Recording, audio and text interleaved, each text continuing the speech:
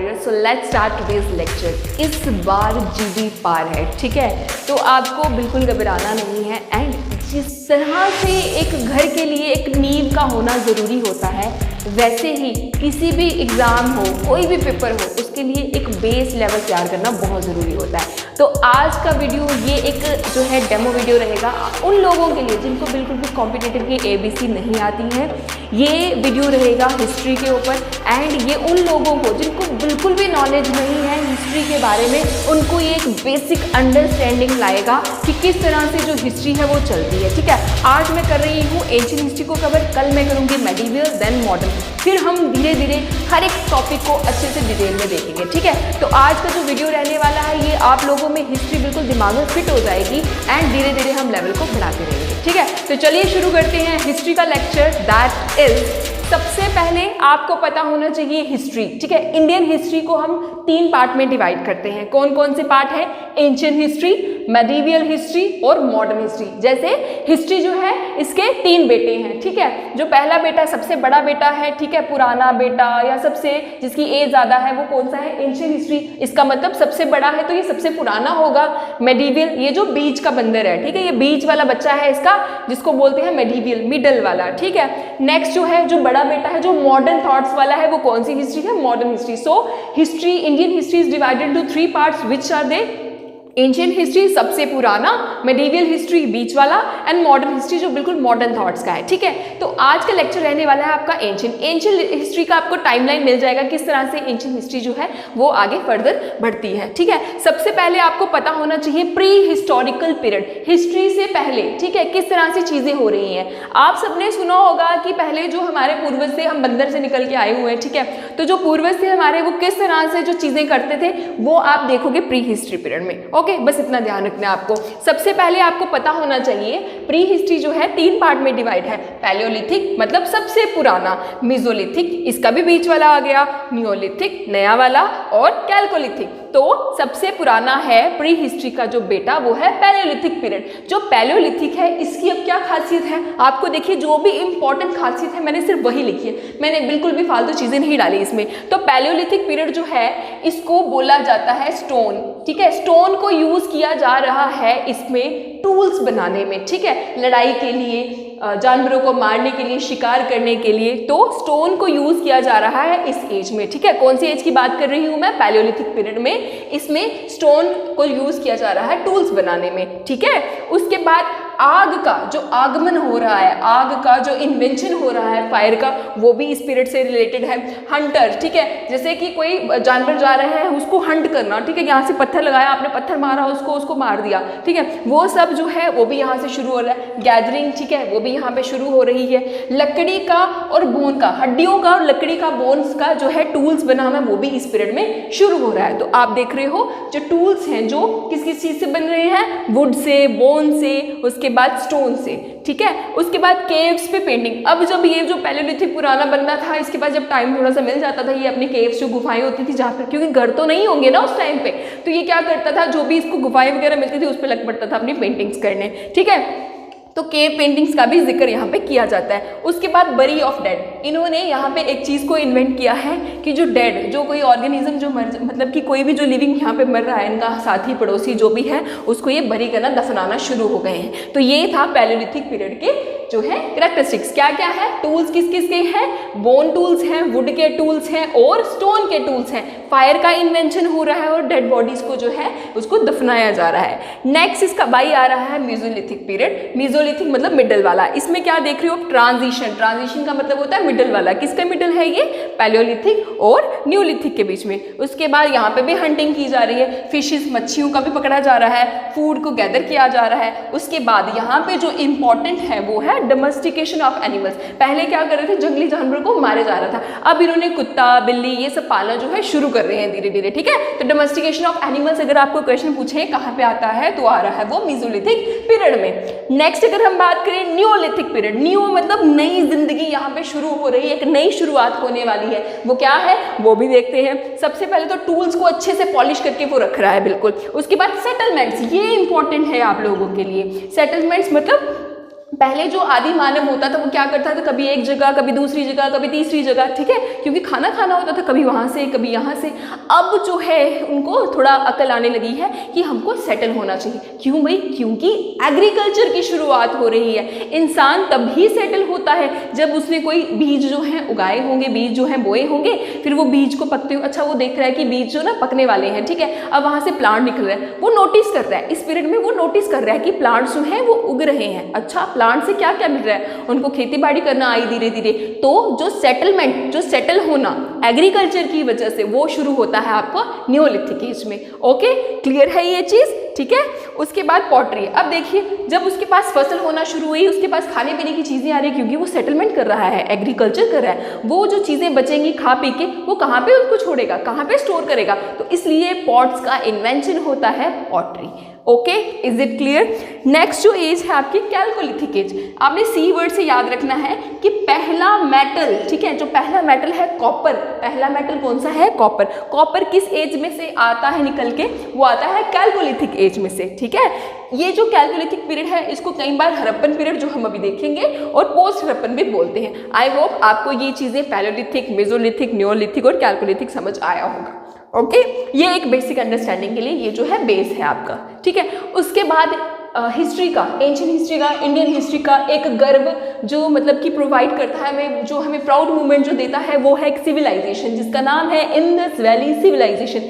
Civilisation word से आप क्या समझते हैं? जो अर्बन लोग होते हैं, जो शहरी लोग होते हैं, जिनका बिल्कुल सोफिस्टिकेटेड लाइफस्टाइल होता है, जो बिल्कुल मतलब कि प्लानिंग चीज़ों से चलते हैं, उनको बोलते हैं सिविलाइजेशन, ठीक है। सिविलाइजेशन से मतलब समझते हैं आप कि जो अर्बन शहरी लोग होते हैं वो बिल्कुल प्लान करके चीज़ें, प्लान करके घर बनाएंगे, प्लान करके रोड बनाएंगे, ईंटें देखेंगे किस तरह की है, और नालियाँ देखेंगे, रोड देखेंगे, तो वो सब आता है सिविलाइजेशन में। तो हिस्ट्री में सिर्फ 4 ही सिविलाइजेशन है जो इतने तगड़े लेवल पे निकली हैं, और इंडिया की वो सिविलाइजेशन का क्या नाम है? Indus valley civilization. अब ये जो इंडस है, ये किसके नाम से निकला है? ये रिवर इंडस के नाम से निकला है, इंडस, ठीक है। तो रिवर इंडस थी, उसके नाम पे पड़ा है इंडस वैली सिविलाइजेशन, क्योंकि ये जो सिविलाइजेशन थी ये इंडस रिवर के आस पड़ोस के एरिया में थी। ओके, इसके लिए सबसे पहले आपको पता होना चाहिए कि इंडस वैली जो है वो कौन कौन से क्षेत्र में और कहाँ कहाँ तक फैली हुई है।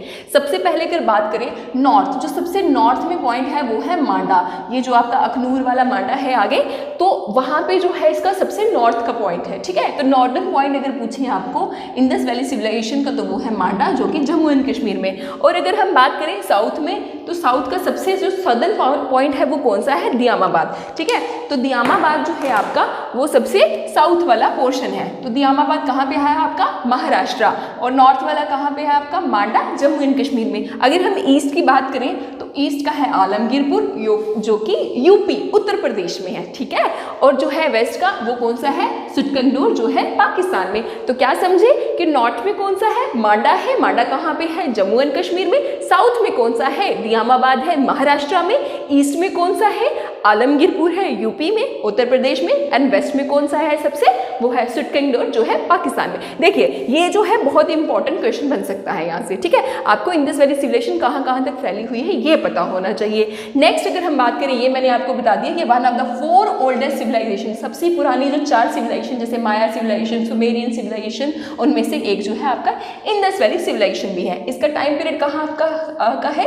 2500 से लेके 1750 BC तक, ठीक है। उसके बाद इस सिविलाइजेशन की कुछ खासियत क्या है? सबसे पहले देखो, टाउन्स, जो शहर होते थे वो बिल्कुल प्लान करके बनाए गए होते थे। ओके, ग्रिड सिस्टम था। रोड्स जो हैं, जो रोड्स होंगे वो बिल्कुल 90 डिग्री पे हैं कि अगर फ्लड्स वगैरह आए तो पानी जो निकल जाए, क्योंकि वो 90 डिग्री पे है रोड्स, ठीक है। तो देखिए उस तरह का, उस टाइम का, ठीक है, 2500 से लेके हम जो बात कर रहे थे उस टाइम का जो इंजीनियरिंग स्किल्स देखिए कितनी ज़बरदस्त है। फाइन। उसके बाद ग्रिड सिस्टम हमने देखा। ड्रेनेज सिस्टम, जो नालियाँ बनी हुई थी वो बिल्कुल कवर्ड नालियाँ होती थी कि क्योंकि कोई जो मक्खी मच्छर जो ना आए, बीमारियाँ ना फैलें, ठीक है। और चेक पॉइंट्स होते थे जगह जगह पे कि जो है नालियों को साफ किया जाए, ठीक है। तो drainage system was very marvellous of that time, ठीक है। उसके बाद फोर्टिफाइड सिटीज, सिटाइडल, देखिए जो शहर होते थे उनको फोर्टिफाई किया गया था, मतलब दीवारें बनाई गई थी पेरीफेरी पे, दूर दूर तक दीवारें बनाई गई थी कि बाहर से कोई आक्रमण ना कर दे उनके एम्पायर पे, ठीक है। ये चीज़ है। उसके बाद अर्बनाइजेशन, शहरी लोग थे ये। और बर्न्ड ब्रिक्स, जो ईंटें यूज़ करते थे ये क्या करते थे, पकी हुई ईंटें यूज़ करते थे। Always remember Indus valley civilization के जो लोग थे वो बहुत ही हाई लेवल क्लास था उनका, और वो पकी हुई ईंटें यूज़ करते हैं। राइट एंगल जो है रोड्स कट किए हुए वो यूज़ करते थे। जो ड्रेनेज, जो नालियाँ थी वो बिल्कुल कवर्ड होती थी और बिल्कुल ज़बरदस्त वो लाइफस्टाइल जीते थे। ठीक है, इंडस वैली सिविलाइजेशन के लोग। अब देखिए कुछ खास जगहें हैं वो आपको पता होनी चाहिए, एटलीस्ट ये बेसिक इन्फॉर्मेशन जो है आपको आनी चाहिए। ग्रेट बाथ, ये एक बिल्डिंग सा है। ठीक है, ग्रेट बाथ इस तरह सा बात है। ऐसा माना जाता है, यहाँ पे सीढ़ियाँ लगी हुई हैं इस तरह से। ऐसा माना जाता है ये जो बात था यहाँ पे नहाने वगैरह के लिए, रिचुअल्स वगैरह के लिए, जो पारंपरिक जो चीज़ें होती हैं वहाँ पे करने के लिए ये बात बनाया गया था। ठीक है, और ये कहाँ पे है, मोहनजोदारो। मोहनजोदारो कहाँ पे है, पाकिस्तान में। तो ग्रेट बाथ कहाँ पे है आपका, मोहनजोदारो में। 6 ग्रेनरीज। अब ग्रेनरीज क्या होती हैं, जब आपके पास फसल ज़्यादा हो जाए या ग्रेन्स ज़्यादा हो जाती हैं, आप उसको किसी स्टोर में स्टोर करके रखते हो। ठीक है, जैसे कोल बोलते हैं डोगरी में, या सिलोज बोलते हैं इंग्लिश में। बड़े बड़े से कंटेनर होते हैं स्टील के, लोहे के, उसमें जो है दाने या एग्रीकल्चर जो भी प्रोडक्शन है उसमें हम डालते हैं स्टोर करने के लिए। वैसे ही इंडस वैली सिविलाइजेशन के लोगों ने 6 ग्रेनरीज बनाई हुई थी, और ग्रेनरीज कहाँ में मिली है हमें, ये हड़प्पा में।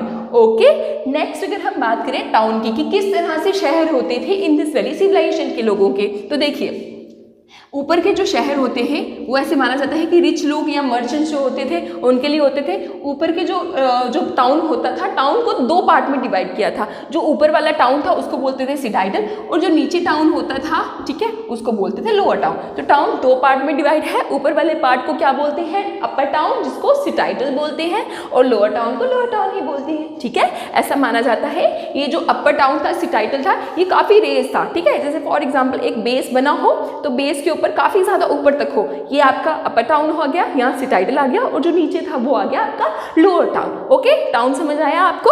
उसके बाद अगर हम बात करें, नो एविडेंस ऑफ वेपन्स, जो है वेपन्स का आपको कोई भी जिक्र नहीं किया हुआ, ना ही उसको दिखा है आपको वेपन, क्योंकि अब यहाँ से अगर वेपन्स नहीं मिले, हथियार नहीं मिले हैं, तो ये पता चलता है कि वो जो लोग थे वो शांति प्रिय लोग थे, पीसफुल लाइफ जीने में वो है विश्वास रखते थे।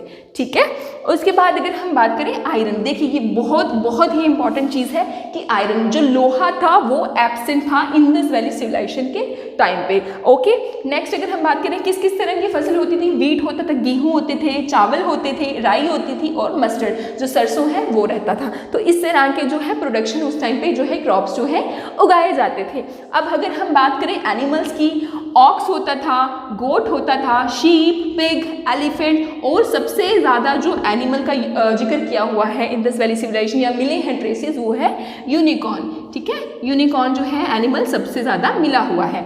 और मैं आपको एक चीज़ बताना चाहूँगी कि काऊ, देखिए ऑक्स जो है उसका काफ़ी ज़्यादा हमें जो स्टैम्प्स होती हैं जिनको सील्स बोलते हैं उस पर मिले हैं हमें ऑक्स के निशान, बट जो काऊ है, काऊ का बिल्कुल जिक्र जो है नहीं है इंडस वैली सिविलाइजेशन में, तो ये आपको भूल जाना है। काऊ बिल्कुल नहीं है, ऑक्स का जिक्र है, और सबसे ज़्यादा एनिमल्स जो है मेंशन किया हुआ है या सील्स पे, जो स्टैम्प्स पे हमें दिखा है वो कौन सा है, यूनिकॉर्न है। Okay, is it clear. Next अगर हम बात करें बार्टर सिस्टम, बार्टर सिस्टम क्या होता है, इंडस वैली सिविलाइजेशन के टाइम में पैसा नहीं था। ठीक है, तो वो क्या करते थे, फॉर एग्जाम्पल मैंने आपसे आलू ली है तो आप मुझे उसके बदले में टमाटर दोगे, मैंने आपसे चीनी ली है तो आपको मैं नमक दूंगी। तो इस तरह से चीज़ों को, कॉमोडिटीज को एक्सचेंज किया जाता था, उस चीज़ को बोलते हैं बार्टर सिस्टम। तो बार्टर सिस्टम क्या हुआ, आप चीज़ों का लेन देन कर रहे हो बट आप पैसा नहीं दे रहे हो, क्योंकि उस टाइम पे पैसा तो था ही नहीं। ठीक है, उसके बाद अगर हम बात करें डेड बॉडीज, जो डेड बॉडीज होती थी उनको अभी भी जब कोई किसी बंदे की मृत्यु होती है तो उसको नॉर्थ साउथ डायरेक्शन में उसको लिटाया जाता है। ठीक है, उसको बरी अगर करना हो तो नॉर्थ साउथ डायरेक्शन में करते हैं। ठीक है,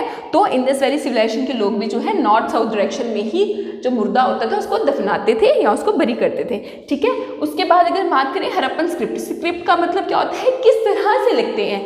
जो हड़प्पन स्क्रिप्ट है, जो लेख लिखा गया है हड़प्पन टाइम का हमें दिखा है, ठीक है, जगहों पे, वो अभी तक उसको पता नहीं चला है, हमें डेसिफर नहीं हुआ, मतलब कि हम उसको पढ़ नहीं पाए हैं। उसका मतलब क्या है, क्योंकि उसमें क्या था, लेटर्स भी होते थे और पिक्चर्स भी होती थी। ठीक है, जिसको पिक्टोरियल वो बोलते हैं। ठीक है, पिक्टोरियल जो चीज़ है हमें नहीं समझ आई है। तो अगर आपको क्वेश्चन आए कि क्या इंडस वैली सिविलाइजेशन की जो स्क्रिप्ट है, जो लेख है, वो पढ़ पाए हैं लोग? नहीं, वो बिल्कुल भी नहीं पढ़ पाए हैं। सो इट मीन्स ये जो है डेसिफर्ड नहीं है। ओके, नेक्स्ट अगर हम बात करें यहाँ पे किस किस जो भगवान हैं उनकी पूजा की जाती थी, तो वो तो हमें पता नहीं है, बट जो मदर गॉडेस की सील, फॉर एग्जाम्पल सील क्या होती है, एक स्टैम्प सी होती है जिसपे जो है फोटो किसी का बना होता है या शेप जो है कार्व की होती है। तो मदर गॉडेस बहुत जगह पे सील्स मिली है और पशुपति सील की भी बहुत जगह पे जो है मिली है। पशुपति सील क्या है, इसको प्रोटो शिवा या शिवा का अवतार, जो शिव जी हैं उनका अवतार माना गया है पशुपति सील को। आई होप आपको ये समझ आया होगा। ये मैंने आपको बता दिया नॉर्थ साउथ ईस्ट वेस्ट कहाँ कहाँ पे जगह हैं।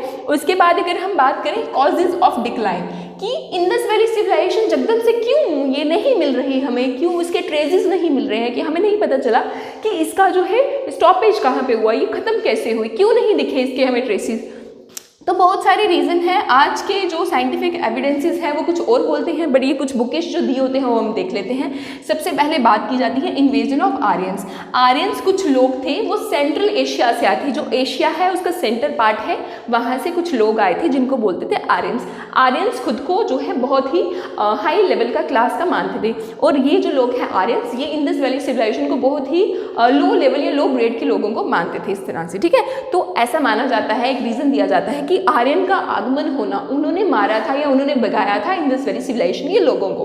ओके, नेक्स्ट जो है अर्थक्वेक्स की, कुछ अर्थक्वेक्स आए थे जिसकी वजह से जो पॉपुलेशन है वो डिक्लाइन हुई है, और ये भी माना जाता है कि फ्लड्स, बहुत बार जो है बाढ़ आई है जिसकी वजह से जो है इंडस वैली सिविलाइजेशन के लोगों की काफ़ी ज़्यादा हत्याएं हुई, मर गए वो, इसलिए उनकी पॉपुलेशन डिक्लाइन हुई है। और कुछ ऐसे बोलते हैं कि उनके आपसी ही जो है दुश्मनी हो गई, आपसी ही झगड़े हो गए जिसकी वजह से उनका डिक्लाइन हुआ है। अब आपको कुछ जो एक दो पता होनी चाहिए। देखिए, जो इंडस वैली सिविलाइजेशन है इसको हड़प्पन सिविलाइजेशन भी बोलते हैं। ऐसा क्यों? क्योंकि जो इंडस वैली सिविलाइजेशन की सबसे पहले साइट या सबसे पहली जगह मिली थी वो थी हड़प्पा, इसीलिए इसका नाम हड़प्पन सिविलाइजेशन बोलते हैं। तो आपको पता होना चाहिए हड़प्पा कहाँ पे है। हड़प्पा जो है वो रवि रिवर के तट पे है। ठीक है, देखिए कोई भी सिविलाइजेशन, कोई भी टाउन या कोई भी मेजर सिटी होती है वो हमेशा हमेशा हमेशा किसी रिवर के किनारे पे होती है। ठीक है, फॉर एग्जाम्पल अखनूर चेनाब के किनारे है, जम्मू तवी के किनारे है, गंगा के किनारे यूपी है। इस तरह से हर जो सिविलाइजेशन है वो किसी रिवर के किनारे होती है। हड़प्पा कौन सी रिवर के किनारे पे था? Ravi, very important question. उसके बाद हड़प्पा कहाँ पे है? पाकिस्तान पे है, और इसको जो है एक्सकेवेट कि किसने ढूंढा था इस साइट को, उनका नाम था दयाराम साहनी। तो ये आपको बेसिक इन्फॉर्मेशन पता होना चाहिए। हड़प्पा कहाँ पे है? पाकिस्तान में है। कौन सी रिवर के तट पे है? रावी के तट पे है, और इसको किसने खोजा था? दयाराम साहनी ने। ओके, नेक्स्ट अगर हम बात करें मोहनजोदारो की, तो मोहनजोदारो का मतलब है माउंट ऑफ डेड। ठीक है, कि वहाँ पे कुछ तो अभी दिखता ही नहीं है। मोहनजोदारो जो है वो रिवर इंडस के ऊपर, इंडस के तट पे है, किनारे पे है, और पाकिस्तान में है, और इसको किसने ढूंढा था? आर.डी. बनर्जी में। तो मोहनजोदारो भी पाकिस्तान में है, रिवर इंडस पे है, और इसको आर.डी. बनर्जी ने ढूंढा था। नेक्स्ट अगर हम बात करें, this is very very very important for Indian people, कि राखी गढ़ी। देखिए, अब जो राखी गढ़ी है ये भी एक इंडस वैली सिविलाइजेशन का पार्ट है। ठीक है, ये कौन सी स्टेट में है? इंडिया में, हरियाणा में है। और इंडस वैली सिविलाइजेशन जितनी भी साइट्स हैं, ठीक है, 100 के करीब जो साइट्स हैं इसकी इंडस वैली सिविलाइजेशन की जगह हैं, उनमें से जो सबसे बड़ी साइट है इंडस वैली सिविलाइजेशन की वो कौन सी है? राखीगिरी। तो राखीगिरी जो हरियाणा में है ये लार्जेस्ट साइट है इंडस वैली सिविलाइजेशन की। ठीक है, this you have to keep in the mind. Okay, next अगर हम बात करें इंडस वैली सिविलाइजेशन की बेसिक इन्फॉर्मेशन को जानते हुए अब हम आगे बढ़ते हैं एंशिएंट हिस्ट्री में, दैट इज वैदिक पीरियड। अब ये लोग जो है आगे बढ़ रहे हैं। सबसे पहले आपको पता होना चाहिए वैदिक पीरियड, जो वेद पीरियड है उसको दो पार्ट में डिवाइड किया गया है, ऋग्वेदा एंड लेटर वैदिक पीरियड। ऋग्वेदिक पीरियड जो है वो है 1500 से 1000 BC के बीच में, लेटर वैदिक पीरियड है 1000 से 500 BC के बीच में। चलिए कुछ नजर डालते हैं ऋग्वेदिक था किसके टाइम पे। हम हर एक चीज को फिर से डिटेल में अपकमिंग लेक्चर्स में देखने वाले हैं, बस this was only for the basic understanding for the people who don't know about anything about history. Okay, तो ऋग्वेदिक पीरियड जो है इसका जो पीरियड है, देखिए जब ये वैदिक पीरियड शुरू होता है, मैंने आपको बताया कि आर्यंस आ रहे थे। ठीक है, आर्यंस की वजह से अब ये आर्यंस का यहाँ पे भी जिक्र हो रहा है। ऐसा बोला जाता है लैंड ऑफ 7 रिवर्स, 7 रिवर्स का लैंड, जिसको सप्त सिंधु। ठीक है, सप्त का मतलब हुआ 7, सिंधु होता है, इंडस रिवर को बोलते हैं सिंधु। ठीक है, तो सप्त सप्त सिंधु 7 ट्रिब्यूटरीज थी जो इंदस रिवर की, उनके बारे में लिखा हुआ है। तो इंदस खुद, उसकी 5 ट्रिब्यूटरीज, ठीक है, और सरस्वती रिवर। तो किस किस की बात की जा रही है? इंदस रिवर, उसकी 5 ट्रिब्यूटरीज और सरस्वती, मतलब सप्त सिंधु, सिंधु को इंक्लूड करके 7 रिवर का जो एरिया था उसको बोलते हैं सप्त सिंधु एरिया या लैंड ऑफ 7 रिवर्स। ये आपको पता होना चाहिए। उसके बाद एक जिक्र किया जाता है, बहुत बार question, battle of 10 kings, 10 king के बीच में, 10 राजाओं के बीच में एक बैटल हुई थी, उस बैटल का नाम है 10 राजन वॉर। और वो कौन सी रिवर के तट पे हुई थी? परूशनी, ठीक है, रावी रिवर के ऊपर। तो ये आपको पता होना चाहिए। उसके बाद हम ऋग्वेदिक पीरियड में 2 चीज़ों का हम जिक्र देखते हैं बार बार, वो है सभा और समिति। ये ना असेंबलीज होती थी। देखो यहाँ पे जो लोग हैं वो सेटल नहीं हुए, वो ट्राइबल पीपल हैं, कभी यहाँ कभी वहाँ, उस तरह से, ठीक है। तो ये लोगों की जो असेंबली होती थी, किस तरह से हेड होगा, क्या नहीं होगा, वो कौन डिसाइड करते थे? वो एक असेंबली बैठती थी। और इन लोगों की असेंबली जो है ऋग्वेदिक पीरियड में क्या बोलते थे? सभा और समिति, ये होती थी असेंबली। ओके, नेक्स्ट अगर हम बात करें आपको गॉड, तो इस टाइम पे ऋग्वेदिक पीरियड में गॉड कौन से जिक्र किया है? इंद्रा, जिसको ब्रेकर ऑफ फोर्ट्स भी बोलते हैं। तो जो इंद्रा गॉड है उसका बहुत बार जिक्र किया हुआ है ऋग्वेदिक पीरियड में। नेक्स्ट अगर हम बात करें लेटर वैदिक पीरियड की, ठीक है, तो लेटर वैदिक, ऋग्वेदिक के बाद कौन सा पीरियड आ रहा है? लेटर वैदिक पीरियड आ रहा है। इसमें जो किंग होता था, जो राजा होता था, उसको बोलते थे सम्राट। तो सम्राट मतलब सम्राट, राजा, ठीक है, जिसका हेड जो है ऊंचा है, जिसका स्टेटस जो है वो सोसाइटी में ऊंचा है। सोसाइटी क्या होती है? जो लोग जो मिलके जो बनाते हैं एक जगह को, उसको बोलते हैं सोसाइटी, ठीक है। तो किंग क्या है? सम्राट बोलते हैं किंग को। किंग जो है वो लेटर वैदिक पीरियड में पावरफुल होना शुरू हो गया। उसका रीजन भी मैं बताती हूँ आपको। और आप देखो यहाँ पे रिचुअल्स, जो रिवाज है वो शुरू हो गए हैं। फॉर एग्जाम्पल अश्वमेध या वज्रपया। अश्वमेध क्या होता है कि एक जो किंग होता है, राजा होता है, वो अपने घोड़े को छोड़ देता है। वो घोड़ा जितनी टेरिटरी में जाएगा वो टेरिटरी सारी उस किंग की हो जाती है। अगर किसी बंदे ने उस घोड़े को रोकने की कोशिश की तो उस राजे से उस बंदे को लड़ना पड़ेगा। सो दिस वाज अश्वमेध, ठीक है। अश्वमेध का युद्ध की आपने सुना भी होगा।